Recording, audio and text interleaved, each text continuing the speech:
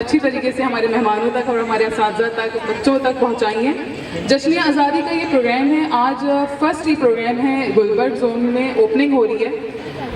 लेकिन ये सिलसिला यहाँ ख़त्म नहीं हो रहा। गुलबर्ग जोन में ये सिलसिला शुरू हो रहा है। उसके बाद हमारे गुलबर्ग जोन के डीएमसी जो स्कूल्स हैं, वहाँ पर जो स्कूल्स हमारे बंजर पड़े हुए हैं, जहाँ पे जगह है, जहाँ पे पानी की सहूलत मौजूद है लेकिन पौधे मौजूद नहीं हैं, ये सिलसिला चलता रहेगा उन तमाम स्कूल्स में। और ये उसी सिलसिले की आज पहली कड़ी है। इस हवाले से, आज के प्रोग्राम्स के हवाले से मैं अब तासुरात लेने के लिए मैं सबसे पहले स्टेज पे बुलाना चाहूँगी खालिद सूरी साहब को।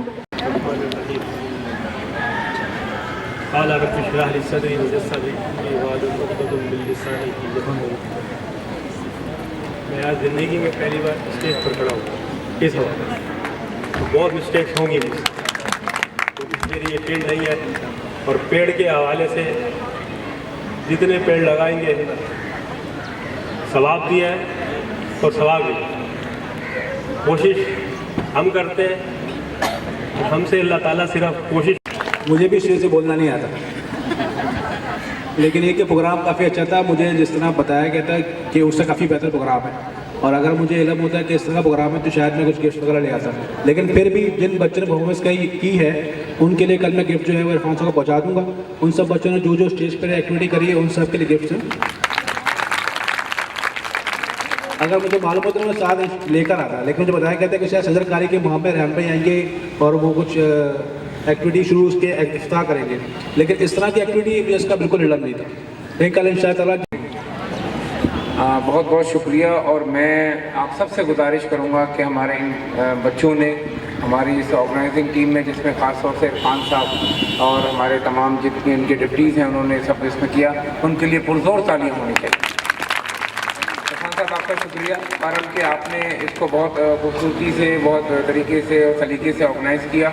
और आज यहाँ करके बहुत खुशी हुई कि जो बातें हम करना चाहते थे हमारे बच्चों ने कर दी।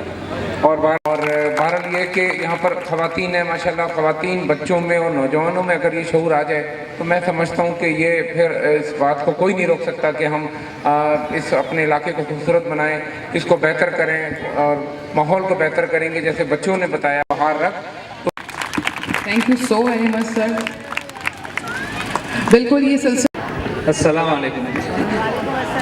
बहुत अरसे से नईम साहब और डीएमसी के साथ वाबस्तगी है। कुछ ताख़ीर से आया, लेकिन जो परफॉर्मेंस मैंने बच्चों की देखी है, और एजुकेशन ही वो ज़रिया है जो लोगों में अवेयरनेस पैदा करने का है।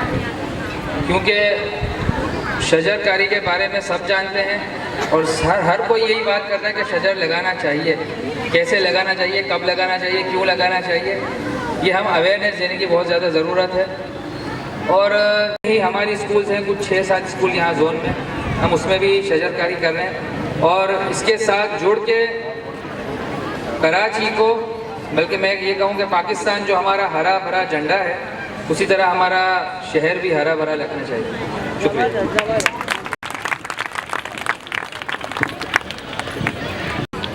बिस्मिल्लाहिर्रहमानिर्रहीम। मैं यहाँ मौजूद अपने तमाम लोगों के साथ, जो मेरे स्टाफ हैं, असातिज़ा हैं, बच्चे हैं, डिप्टीज़ हैं, ये तो खैर हैं हमारी, ये मेहमान नहीं बल्कि मेज़बान हैं।